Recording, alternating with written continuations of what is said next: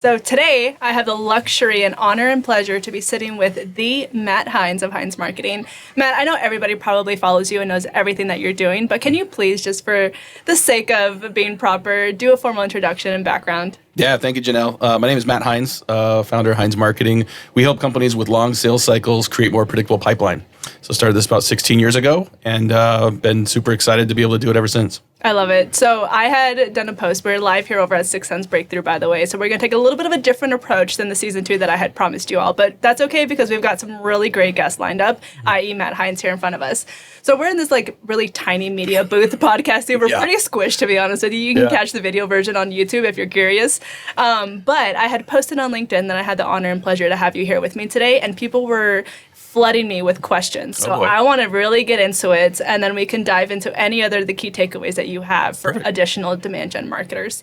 The first one that I have for you is, how do you see ABM developing with increased privacy and more limited data views? Yeah, I think it's going to be more and more important for you to collect your own data, right? And so back to the idea about 20 years ago when Seth Godin first wrote his book, Permission Marketing, that's still the world we live in, right? And I think as more data is available, as it becomes easier to get access to people's contact information, the coin of the realm is not access, it's permission. The coin of the realm isn't access, it's engagement, because what you have to say actually matters, and you've earned the trust and respect of your audience. So it's going to be fascinating to see how this evolves, because the data available, the Signalverse, as 6sense described it in their session this morning, is going to give us so much rich information that we can use to engage prospects. But how do you do that in an authentic, truthful way? How do you do it in a way that respects the audience, respects what they care about, respects who and where they are in their buying journey, and does that in a way that sort of builds that longer term trust and respect?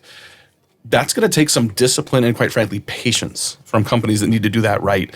And we're going to learn a lot about what works and doesn't work over the next couple of years. Yeah, and I think there's a line of being ethical there, too, because everything over in the whole history of marketing, whether B2B or B2C, has always been this ethical side of things. Advertising or emailing, GDPR, all that side of stuff is if it's marketing is actually ethical. Yeah. And I think to your point of authenticity and permission, following that line of being ethical as well, and actually just respecting people as human beings. If they're interested, they'll let you know they're interested. If they're not, let's stop hounding people. Well, you run your own business. I run a business. You got to hit your number. You got to you got to pay your bills. And so, if you're a big company, if you're venture backed, there's a lot of pressure. And so the pressure to hit your number is significant.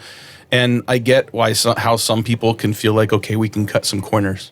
But I don't think that is a sustainable practice. Sustainable. That's the key word. I think that it might help you hit your number short term, but it is not a long-term strategy. There's a lot of companies that say, listen, I need to generate pipelines, so we're going to go shock and awe on all our prospects. And if you call enough prospects frequently enough, some of them are going to answer the phone and some of them are going to be in your pipeline. But the scorched earth mentality of what you do to create a negative brand impression with everybody else, you can't erase that by hiring a new sales team. You can't erase that by saying, oh, we're just all of a sudden going to change our strategy. So people remember how you treated them.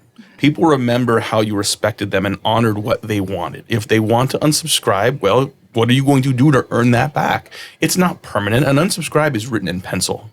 You can earn someone's attention again, but what are you willing to do if that's someone that you really care about? And you know what? Word of mouth marketing goes way farther than any activities we'd be able to do in-house, good or bad. If we love working together, I'm going to go tell everybody, follow this person, do his product, whatever else, and I'll be your fangirl for life until you prove me otherwise. Same thing on the opposite end. If you do me dirty or, you whatever did this one tactic that I didn't agree with, I'm going to go around and tell everybody, no, they did me dirty, no, their product sucks, no, this and that, whatever. Yeah. And you just got to look at the risks of which side that you want your brand to be associated with, and I feel like that's how you're going to determine the tactics that you use. I think so. I think it stinks to short term, not hit your number. It stinks to short term, not get the results you want. But most of us are not in business for the next week or the next month or the next quarter. And for you and I, it's our names on the wall for the company. For a lot of people where it's just a job. I can see where sometimes it might feel like it's easier to cut those corners, but it's still your personal reputation at risk. Yep. It's still who you are and what you represent. And then you still have to live with yourself when you go home if you do things that aren't ethical, that aren't the right way of doing business, that aren't things that you would feel like, is this something that I would want to happen to me? Is this something I would want to happen to my family, to people that are close to me? If the answer is no, then why are you doing it to someone else? Or why are you making a business out of it? Exactly. So I had another question roll in. I'll read the question first, and then I'll ask you a pre-question to that. Their question is, how do you focus on integrating brand and demand? Now, the question that we're going to preface with is, should they be integrated, or do you consider them as two different or altogether go? Oh, it's all related, right? I mean, like the simplest, I told someone the other day, the simplest planning tool I can think of is if you give someone a 2x2 matrix and you say on one axis, you say brand and demand. On the other axis, you just put like short-term and long-term. Because there are short-term brand things you can do and long-term things. There are short-term demand tactics you can employ, and then there's long-term, sustainable, predictable, repeatable demand product things you can do. I just don't think you can create a sustainable, healthy, profitable source of demand without having a strong brand. And so I very much see brand as an investment in demand. And I don't think that it's been easy for companies to be maybe short-sighted when things are tough and when you're like, I can't afford to spend money on brand.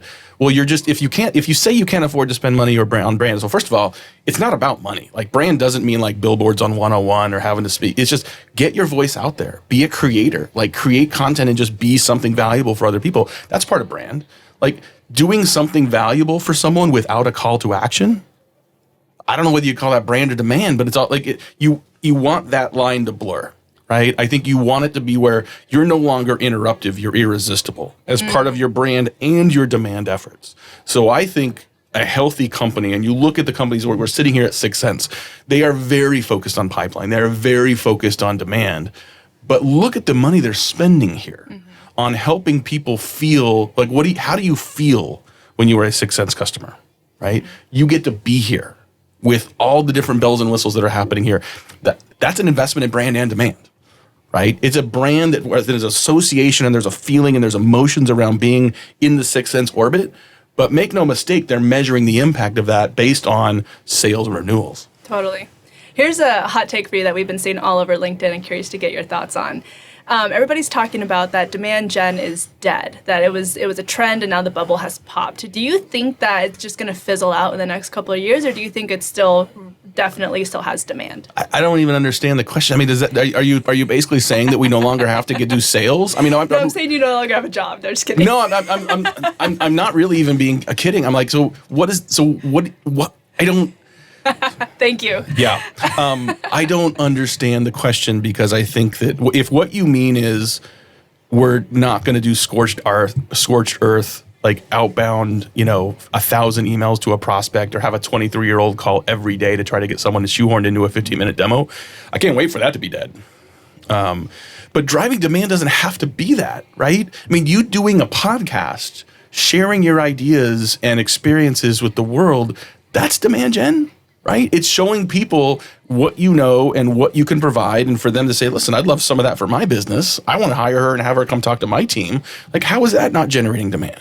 If you have a strong brand and that brand is associated with something the market needs, that's demand gen too. So if demand gen is dead, I have a feeling people are just thinking about some narrow tactics, which maybe should be dead like sooner versus later anyway. It's a good thought on the tactic side. My 2 cents is I feel like marketers are always trying to do like the next shiny coined term. And I feel like they're just trying to do the leg up on reframing it to be something different so that can be trendy and everybody gets followers and that's going to be the next thing. When in reality, if we look at the history that we're going to do going forward, it's still at the end of the day fundamentals, which you were talking about on your podcast just literally minutes before we press live on mine. It's all about marketing fundamentals. So however we name that, or however you want to name it for your own ego or for your company, I don't particularly care. Right. But call me when that shit that you're doing ain't working and you need something that actually does work, and we can name it whatever you want, but we'll get the job done. Isn't it fascinating? You just mentioned sort of like, just we like to name things. And I had a friend of mine who's been in the industry for quite a while. He said like B2B marketing is kind of a hits-driven business, right? And we're always looking for like that next thing, either because we need some other trend or because we're constantly saying, well, what we're doing isn't working. So maybe it's ABM, maybe it's social selling, maybe it's intent signals. So we've always got something we're going towards, and it's never one or the other, is it? Like I think we constantly are looking for something that is going to make what we do simpler. And I know your podcast is all about making marketing simple, but sometimes the simplicity it's not in sort of creating go-to-market simplicity. It's in executional, operational simplicity, right? If you can create strategy, process, and playbooks for how you do things, you make it simpler to execute. Right? You make it easier for your entire team to know not just, hey, we're all aligned with jazz hands at sales kickoff, but like, what do we do on a Tuesday? You could run a complex motion with simplicity if you know the steps your people need to take on a day-to-day basis. Absolutely. How does AI play into that? Well, certainly it gives you access to information you didn't have like in real time, right? I think Jason, Jay-Z, the CEO of 6sense, did a great job of showcasing this in his opening remarks this morning, where, he kind of juxtaposed himself as an inside sales guy back in the day at SAP and his son, now working for Databricks, doing the same thing. And he pointed out how hard it was for him to do research, how hard it was for him to figure out what to say, and how the AI tools just automate that for you. It gives you all the information. Now, it's still humans selling to humans, right? And so it's still you going and having that conversation and executing on that, through your email, through your phone calls, through your in-person engagements, through various channels. But knowing what to say, knowing when to say it, knowing how to orchestrate that buying committee, knowing which companies are ready for your conversation when, instead of just hoping that you're talking to the right people, instead of doing 40 minutes of research to leave a 30-second voicemail and then doing all that again super inefficiently, like that's the difference. And so to me, it's the outputs of what we're doing are relatively the same. The inputs are increasing the efficiency and velocity and precision of how we go about doing that. I love it. We're running out of time here, so I just want to ask you for one final thoughts. What is the one thing that you would say that demand gen marketers should do or don't do as we approach 2025? Invest in brand. Invest in brand. Do or don't. Yeah. No, I'm serious. Like, I mean, if you want to say demand gen is dead, the same people that say that's dead, I'm like, okay, invest that time and effort in building an irresistible brand that your prospects in your industry can't wait to spend more time with. Figure out the channels, figure out the content sources, find the people in and around your organization that your prospects want to spend time with. Because that will generate brand attention. It will generate pipeline, and you can put things in place. They can still ask for the business. They can still ask for the meeting. You can still have calls to action in branded efforts. But the more you invest in brand, the more sustainable, repeatable, and predictable your pipeline is going to be. Thank you so much for tuning in to the Demand Gen Made Simple show. If you found value in today's episode, please consider leaving a review, as it really helps me reach more people just like you. And make sure to subscribe so you can be notified when the next episode drops. Thank you, and see you next time.